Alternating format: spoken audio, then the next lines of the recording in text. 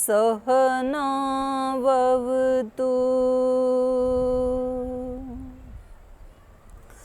सहनौ भुनक्तु सह वीर्यं करवावहै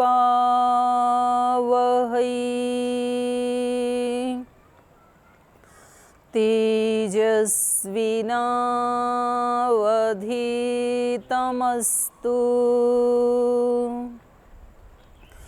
मा विद्विषावहै।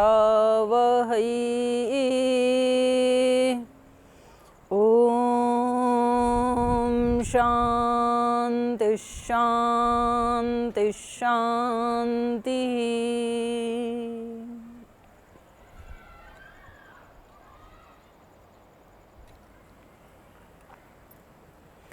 दिव्य जीवन की कक्षा में आप सभी का स्वागत है। तो ये जो हम बैठ करके चर्चा करते हैं तो अपने आप में ये भगवान की बहुत बड़ी अनुकंपा है, कृपा है ये भगवान की।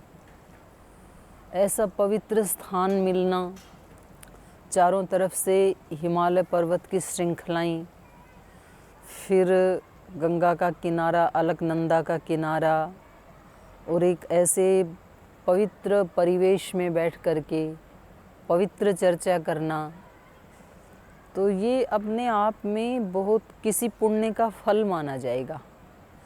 लेकिन कई बार ऐसे होता है कि हम उस पुण्य का फल भोगते हुए भी हमें एहसास नहीं होता, उस समय एहसास नहीं होता है।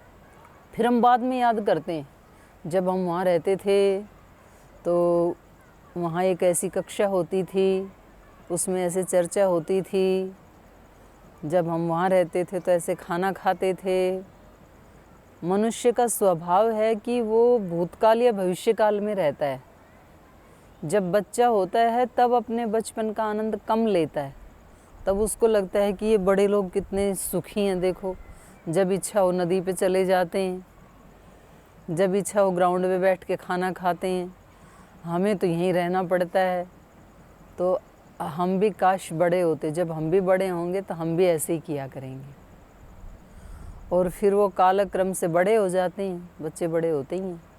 फिर वो कहते हैं जब हम बचपन में थे तब बहुत अच्छे थे, कोई चिंता नहीं थी, ऐसे खेलते थे कूदते थे।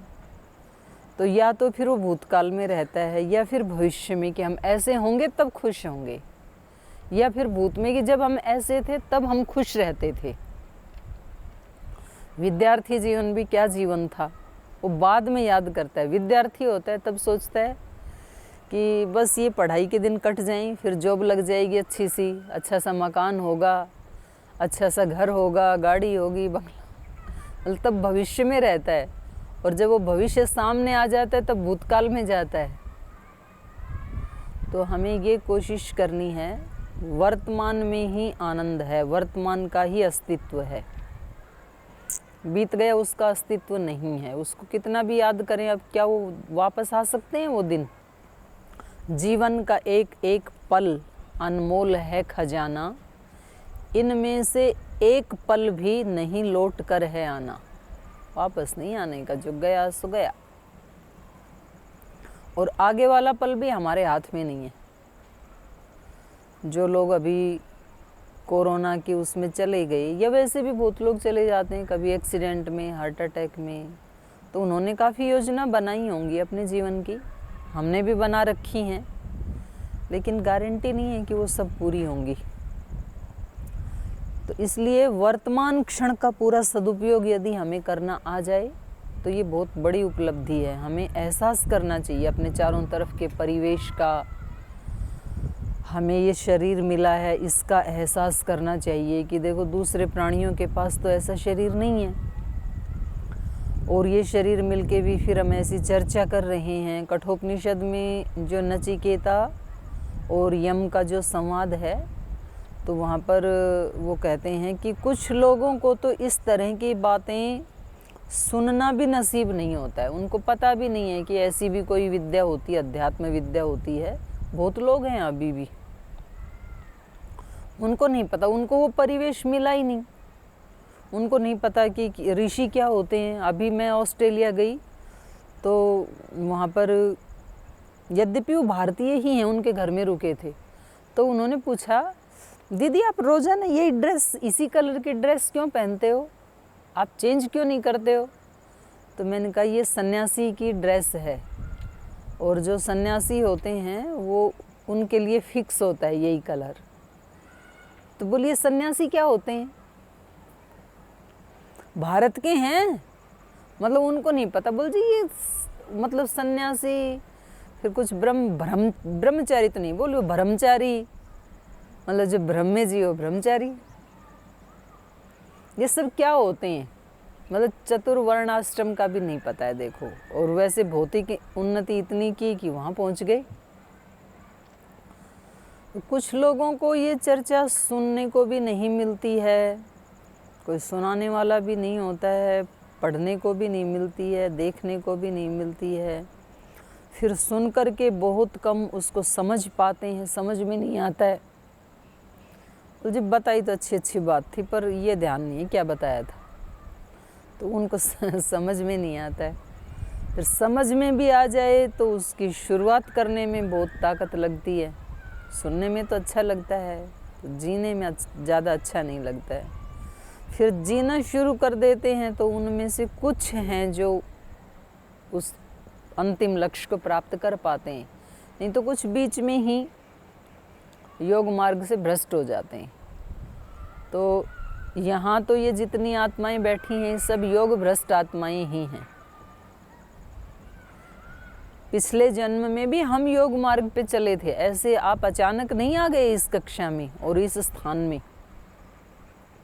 ये कोई मतलब एक्सीडेंटल नहीं है, ये पूरा प्लान के अनुसार है।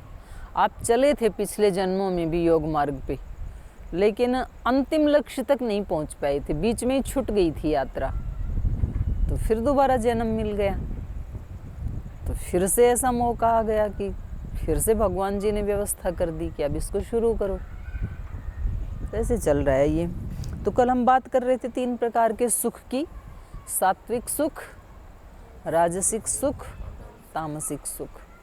तो आप में से कुछ ने सात्विक चुना था, कुछ ने राजसिक और कुछ ने तीनों। तो आज भी इरादा वही है या चेंज हो गया? कुछ चेंज हो गए।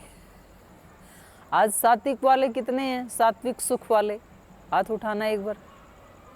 ओहो, ये तो सारी संख्या सात्विक वाली हो गई इधर तो। अच्छा, और राजसिक वाले, राजसिक वाले हाथ उठाइए भाई। इधर तो सारे सात्विक वाले आ गए। राजसिक में एक आकाश जी हैं। तामसिक वाले उठाइए हैं। फिर किसी में भी हाथ नहीं उठाया, वो किस में? सात्विक में भी हाथ नहीं उठाया, राजसिक में भी नहीं उठाया, तामसिक में। तीनों वाले उठाओ चलो, जिनको तीनों चाहिए। इसमें भी एक ने उठाया, 2 3 4 फिर भी रह गए। आपका क्या इरादा है भाई? 4 वाले, पीछे वाले 4 हैं? क्या कह रहे हो? पहले उठा दिया था, कौन से वाले में? सात्विक वाले में। तो आप ये 3 बच गए भाई, सात्विक और राजसिक 2 चाहिए। तो आप और थोड़ा चिंतन कर लो। देखो राजसिक जो है ना, वो उसको चाहो मत, क्योंकि वो तो पशु पक्षी भी उसको तो भोग ही रहे हैं ना। राजसिक का मतलब क्या है? विषय और इंद्रियों से जो सुख मिलता है, तो उसमें है आहार निद्रा भय मैथुनम च सामान्यम एतत् पशुभिः नराणाम। उसमें आहार है, नींद है, और आहार निद्रा भय, बच्चे पैदा करना, ये तो पशु भी कर ही रहे हैं ना। शब्द स्पर्श रूप रस गंध, ये सारे सुख पशु भी ले रहे हैं। तो पशु में और मनुष्य में थोड़ा सा तो अंतर होना ही चाहिए। तो हमें कामना उसकी नहीं करनी है। कामना हमें उसकी इसलिए नहीं करनी है कि वो परिणाम में दुख देने वाला है। तो किसी भी समझदार व्यक्ति को परिणाम में कोई चीज़ दुख दे ये पसंद नहीं आएगा, क्योंकि सबको खोज किसकी है? सुख की। यदि आप ये बात आपके दिमाग में क्लियर है कि जी हमें तो दुख चाहिए, ऐसा है कोई व्यक्ति कि जी दुख तो चाहिए हमें? नहीं है ना ऐसा। दुख कौन चाहेगा? दुख कोई भी नहीं चाहता है। तो जो दुख नहीं चाहते, तो दुख का अंत इसी में होगा, सात्विक में ही होगा, सात्विक में होगा। और ये पॉसिबल है, ऐसा भी नहीं है कि जी हमारी सामर्थ्य के बाहर है, ऐसा नहीं कह सकते हैं हम कि जी ये तो फिर हम तो कर नहीं पाएंगे ना इसको, ऐसा नहीं सोचना कभी भी। ये हमारी सामर्थ्य के अंदर ही है, हम सब कर सकते हैं। आपके सामर्थ्य में था इसीलिए तो मनुष्य बने, नहीं तो कुछ भी बन जाते, सांप बन जाते, बिच्छू बन जाते, कीड़े मकोड़े, घोड़े गधे बंदर भालू कुछ भी बन जाते। मनुष्य बने हैं, ये इस चीज़ का प्रमाण है कि आपने पुण्य कर्म किए हैं पहले, तो इसको मान लो। और जो तामसिक सुख है वो कैसा है? वो किससे उत्पन्न होता है? सात्विक वाला उत्पन्न होता है आत्मा और बुद्धि से, अपने अंदर से होता है, वो बाहर से नहीं होता।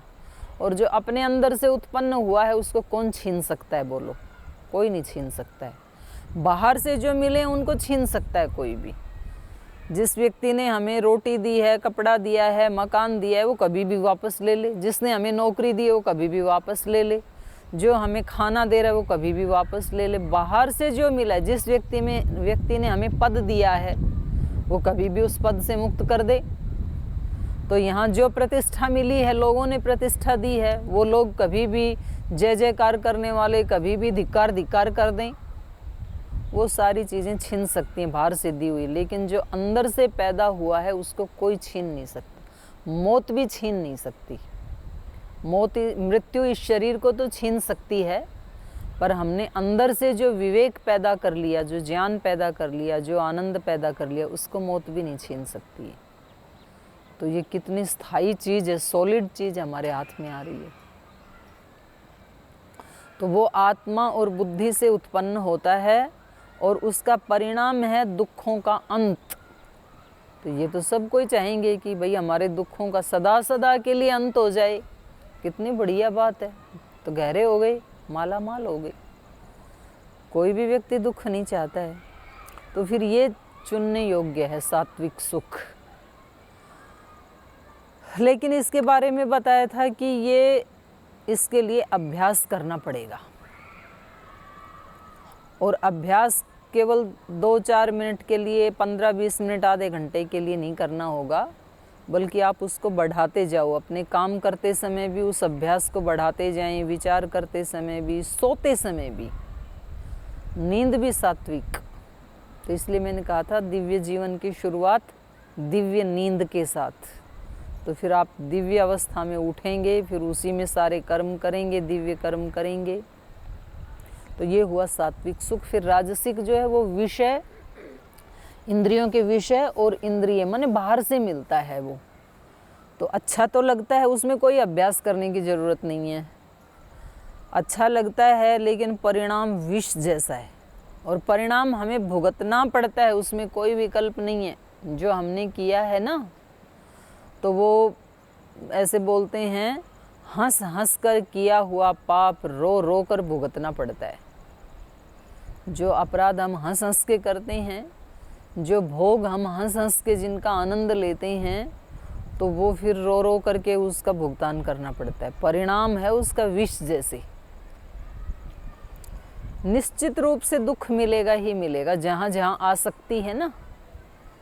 तो परिणाम में परिणाम ताप संस्कार दुख ही। परिणाम में वो इसलिए होगा क्योंकि कोई भी चीज़ यहाँ स्थायी नहीं है। वस्तुएं बदलेंगी, मौसम बदलेंगे, व्यक्ति बदलेंगे, व्यक्ति के विचार बदलेंगे, शरीर भी बदलेगा, शरीर में भोगने की जो क्षमता है वो भी बदलेगी। जो चीज़ आज आपको जैसी दिख रही है वो कल वैसी नहीं रहेगी। तो ये सारी दुनिया में देख नहीं रहे हैं। जिस दिन शादी होती है उस दिन तो बैंड बाजे बजाते हैं, फूलों के हार डालते हैं एक दूसरे के गले में, और फिर 6 महीने 1-2 साल के बाद उल्टे बैंड बजते हैं। फिर बोलते हैं अरे जिन्होंने शादी नहीं की वो बड़े सुखी रहे भाई।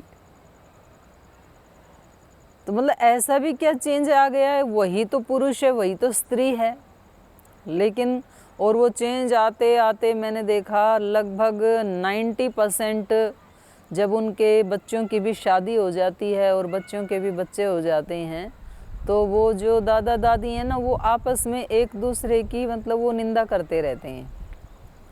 बोले ये जो तुम्हारा पिता है ना, इसको मैंने भुगत लिया सारी ज़िंदगी, मुझे पता है इसको कैसे भुगता है मैंने। और वो उसकी उनकी दादी की मतलब शिकायत आपस में एक दूसरे को ना तो भाई वो दिन भी वही दोनों वही शरीर हैं, वही आत्मा हैं। तो कितना चेंज आ गया साथ साथ चलते चलते। तो प्रीति बढ़नी चाहिए थी। तो ये संसार के जो सुख हैं उनमें परिवर्तन आएगा ज़रूर, और परिवर्तन ना भी आए तो जब तक वो मिलते रहेंगे तो लोभ बढ़ेगा, और जब नहीं मिलेंगे तो क्रोध बढ़ेगा। और लोभ और क्रोध ये दोनों कब बढ़ते हैं? जब हमारे अंदर कामना होती है, कुछ चाहिए ना हमें। और इन तीनों को नरक का द्वार बता दिया भगवान कृष्ण ने।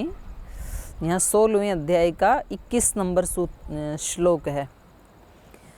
त्रिविधम नरकस्येदं द्वारम नाशनम आत्मनः काम क्रोध तथा लोभः तस्मात् एतत्त्रयम् त्यजेत। नरक में जाना है ना, तो 3 दरवाजे हैं, तीनों में से किसी में भी प्रवेश कर जाओ सीधे पहुंच जाओगे नरक में।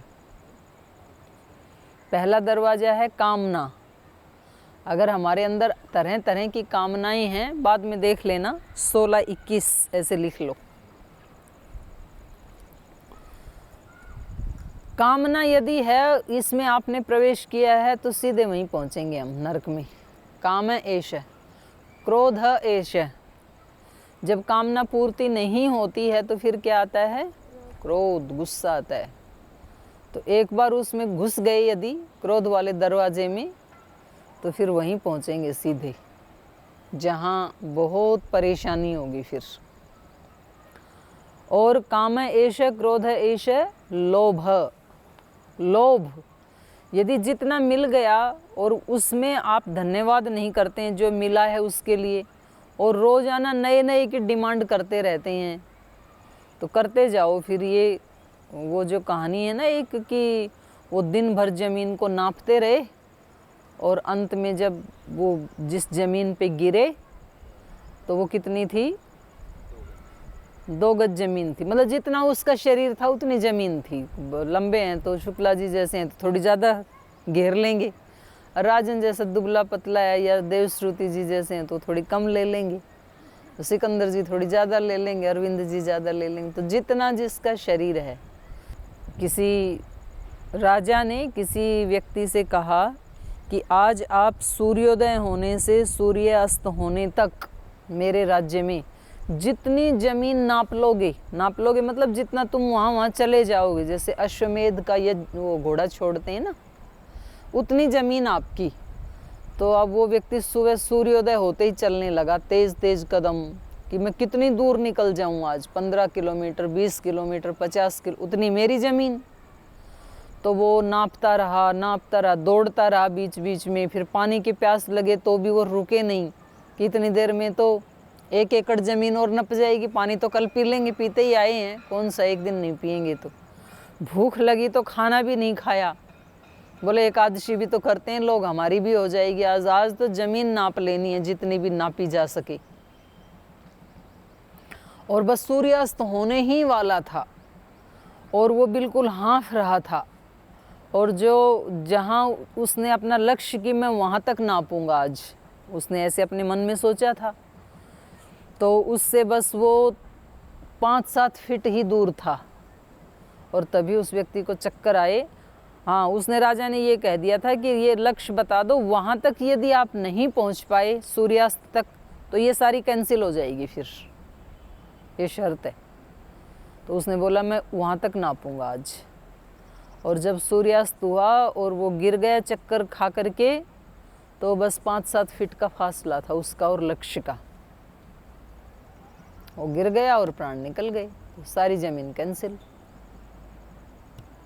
तो बस वो ज़मीन उतनी काम आई जितने में वो गिरा हुआ था। तो ये लोभ जो है ना, ये भी नर्क का द्वार है। इसका ये अभिप्राय नहीं है निठल्ले होकर के बैठें, लेकिन जितना मिला है उसका शुक्रिया करना कभी ना भूलें। चाहे वो भगवान से मिला है, चाहे वो किसी मनुष्य से मिला है, और जितना जितना ये धन्यवाद का भाव, कृतज्ञता का भाव व्यक्ति के मन में आता है, उतनी उतनी शांति आती है, उतनी उतनी प्रसन्नता आती है, उतना उतना चित्त शांत होता जाता है। व्यक्ति ने किसी व्यक्ति को जितना दिया उसको तो भूल जाता है, और एक दिन कुछ थोड़ा सा कह दिया उसको याद करके पीछे वाले को कैंसिल कर देता है। तो ये फिर मन को प्रसन्नता देने वाला काम नहीं है। इसलिए सुबह उठते ही कम से कम इस बात के लिए ही धन्यवाद कर दो कि भगवान ने सारे अंगों वाला शरीर दे दिया। ये क्या छोटी बात है? आप पूछो उन लोगों से जिनके चक्षु नहीं हैं, जो प्रज्ञा चक्षु हैं, देख नहीं पाते हैं, कितनी दिक्कत होती होगी। और यदि आपको उसकी अनुभूति करनी है तो 1 घंटा आँखों को बंद कर लेना और फिर सारे काम करना। आँख बंद करके ही वॉशरूम जाना, बंद आँखों से ही अपनी ब्रश और अपना वो दंत कांति वो ढूंढना, फिर आँख बंद बंद ही स्नान करना, कपड़े ढूंढना अलमारी में आँखें बंद करके। आप सोचना कि आँखें हैं ही नहीं, तो आपको पता लगेगा 1 घंटे में आँख का क्या महत्व है। आपको हाथ दिए हैं और आप सोचो कि हाथ हैं ही नहीं, और अब आपको कोई चीज़ उठानी है तो कैसे उठाओगे? तो बड़ी आपको मुसीबत आएगी। तो ऐसे एक एक इंद्रिय के बारे में आप सोचना कि जिनके पास हाथ नहीं है, पैर नहीं है, आँख नहीं है, वाणी नहीं है, तो कितना कष्ट होता होगा। तो आपको तो सारा मिल गया।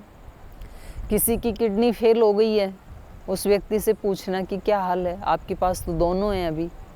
किसी के पास हार्ट ब्लॉकेज हो गया तो उससे पूछना कि उसकी क्या हालत है।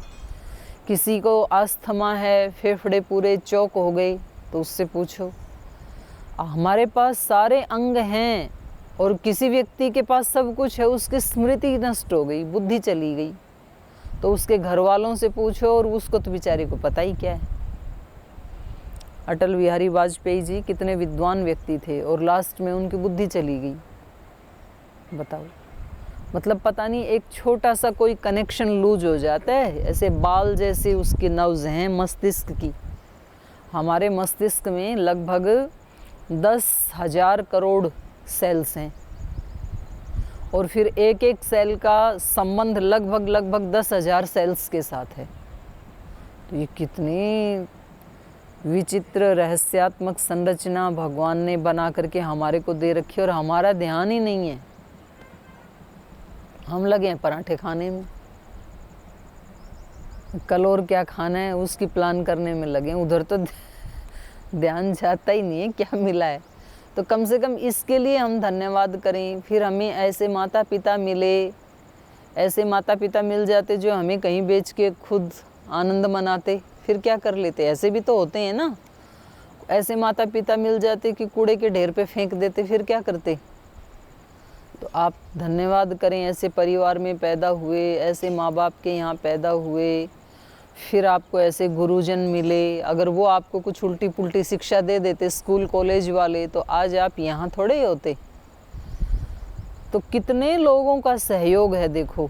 तो उन सब के लिए धन्यवाद का भाव व्यक्ति के मन में होना चाहिए। धन्यवाद का भाव होता है तो फिर लोभ की मात्रा कम होती है, और ज़्यादा सेवा करने की इच्छा होती है, फिर पुरुषार्थ करने की इच्छा होती है कि देखो इन सारी सृष्टि का मेरे ऊपर कितना ऋण है। कृतज्ञता आती है व्यक्ति के मन में, तो वो कभी भी मतलब वो कृतज्ञ नहीं होता है फिर।